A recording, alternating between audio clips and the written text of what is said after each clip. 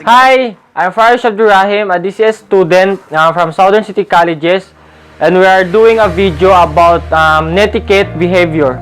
Hi, I'm WAHI, student of Southern City Colleges, Department of DCS. Today, I'm gonna share you about netiquette behavior. So, what does netiquette means? Netiquette is a short for internet etiquette. It's a set of acceptable in online platform. So it comes from the word net and the etiquette, which is code of polite behavior in the society. It's also a set of rules and guidelines about proper behavior that can be a formal and informal behavior. So what is the purpose of netiquette? So the purpose of netiquette is to update with reliable and meaningful information.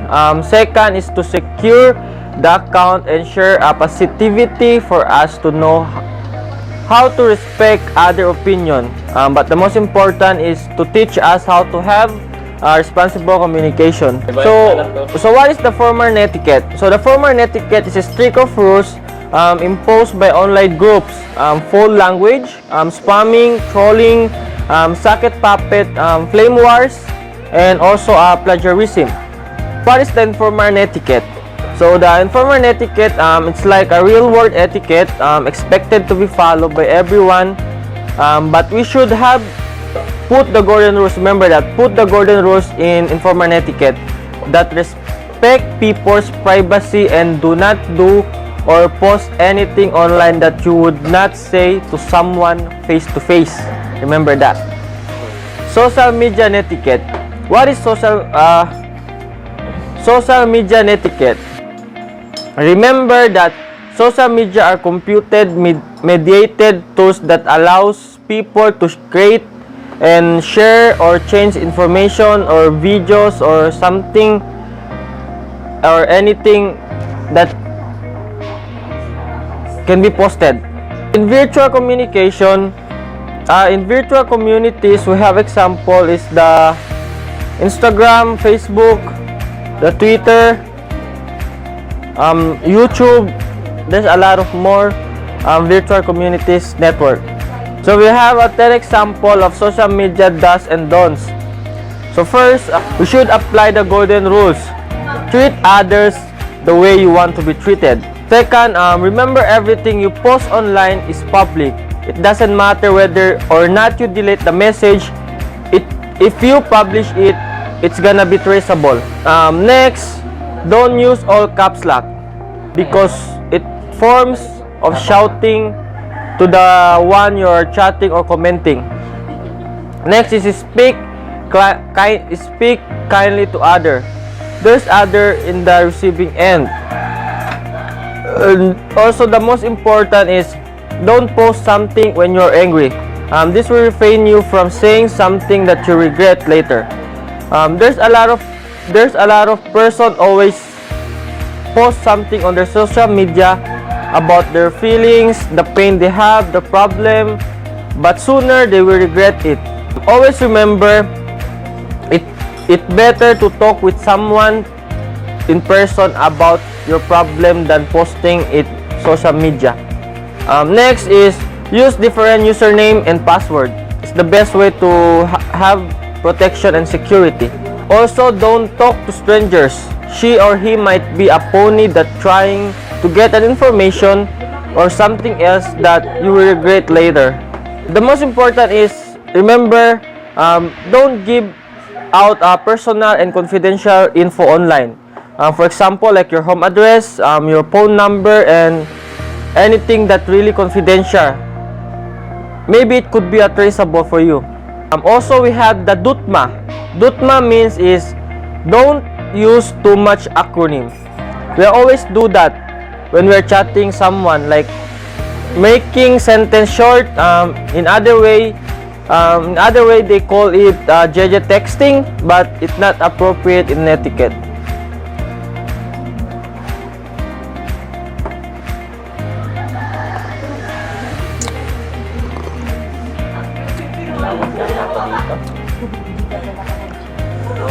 Wala akong lamit. Ikaw des. So next, use direct message for private conversation.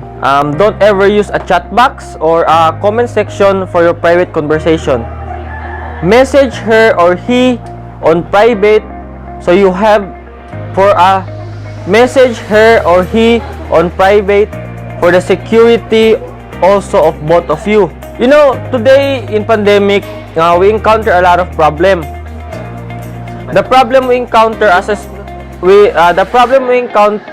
the problem we are facing today as a student is the new academic platform. So because of it, we have also the Netiquette for online student like us. With most of our social activity reverting to online interaction, including learning. During this time of pandemic, different rules apply to different digital spaces. So remember that many of the same rules that would normally apply in a real life classroom are likely to be still relevant online. So we have example, the time. As much as you are not the only student in a room, you are certainly not the only user of the internet. You're not the only user of the internet. So hence, let us respect the others.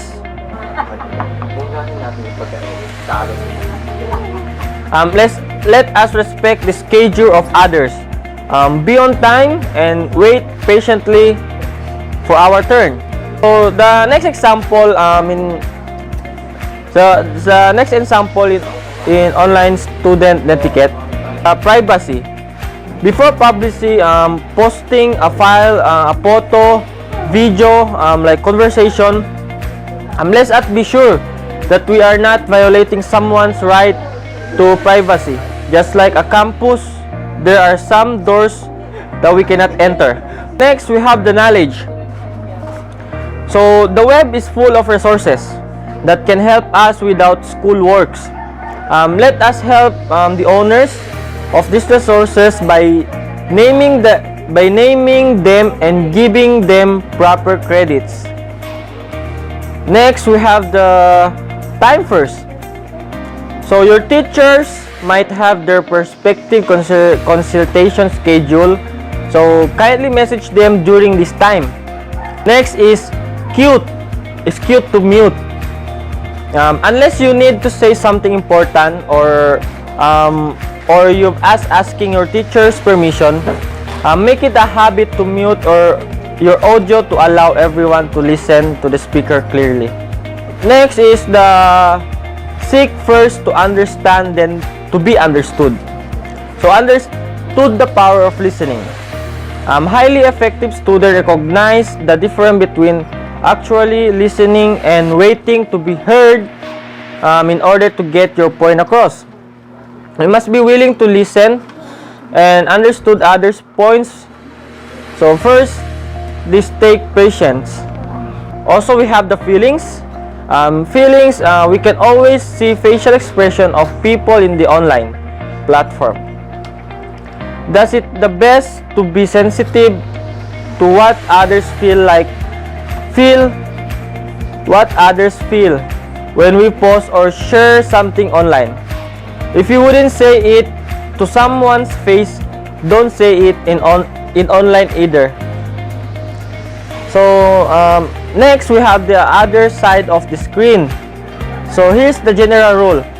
Before you click or post anything, always put yourself at the other side of the screen. Before posting the rude comment, think about a classmate who may be struggling with a problem. Before sharing your personal information, think about a hacker you may be waiting for a prey. Always be careful.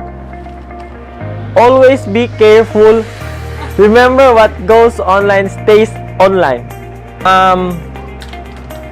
Another example is the virtual hug. So your classmate might be miles away, but still a team. Be care enough to message someone having some technical glitches or assist a classmate with info such as link to meeting or a homework to be done.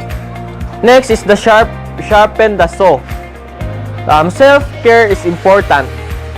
Every once in a while, you must take a break in order to renew yourself.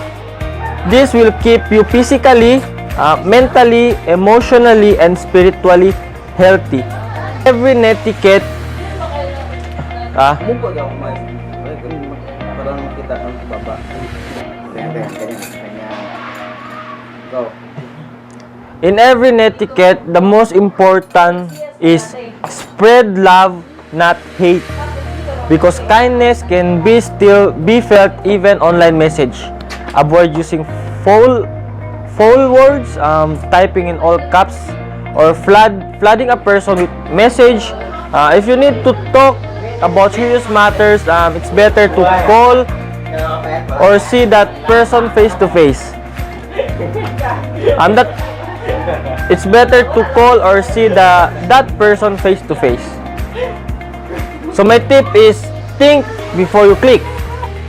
Still have someone who explain you further about goods and the guidelines of netiquettes. 5 rules of netiquette. Number 1, respect language. Number 2, share with discretion. Number 3, choose friend wisely. Number 4, don't email largesse. Number 5, respect people privacy. Don't shout. Avoid writing the whole word or sentence in the capital letter. Be yourself. If you want to most communicating online, be yourself.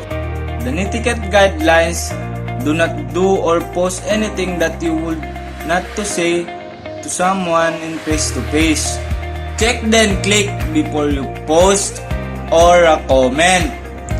Double check that you are saying exactly that you want to say. Netiquette is important as online communication is non-verbal. Following proper netiquette, practice self-present yourself currently to a largest audience. Express yourself. Don't be afraid to express yourself openly and honest. The good netiquette include context when commenting on a message or conversation. Treat its good netiquette to include relevant quote from the original message to give context to your comment. We are only human. Remember, actual person with real feelings, belief, imperfection, and emotion behind every message, email, or comment. Make real people priority. Nothing is the more irritating than trying to have a conversation with someone who is encouraged in their phone or computer. Example of bad netiquette is saying bad words, sending spam, and stealing other stuff like passwords and files. Avoid conflict. Trending insult and abuse is bad netiquette. With description. Avoid sending naked picture, drunk picture, drug use picture, or unedited home videos. Check before repost. That cure for the cancer might sound impressive, but it will just cause upset if it's hoax. Update online information. Don't leave inaccurate information online just because you can be bothered to update your website. If you are going to be enabled, for example, don't leave your hour of operation online indicating you will be able. If you can keep your website up to date, take it down.